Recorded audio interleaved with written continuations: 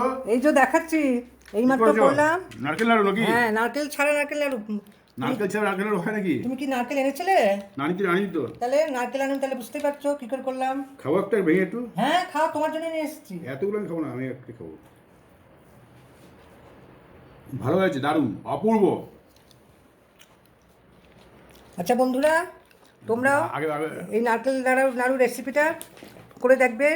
এটা নারকেল ছাড়া, এটা পেঁপে দিয়ে করেছি। পেঁপের নাড়ু। পেঁপেটা গ্রেট করে, এটা পেঁপের নাড়ু।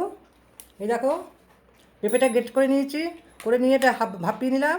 ভাপিয়ে একটু গুড়টা গলিয়ে নিচ্ছি, আর একদম চিপে নিতে হবে জলটা।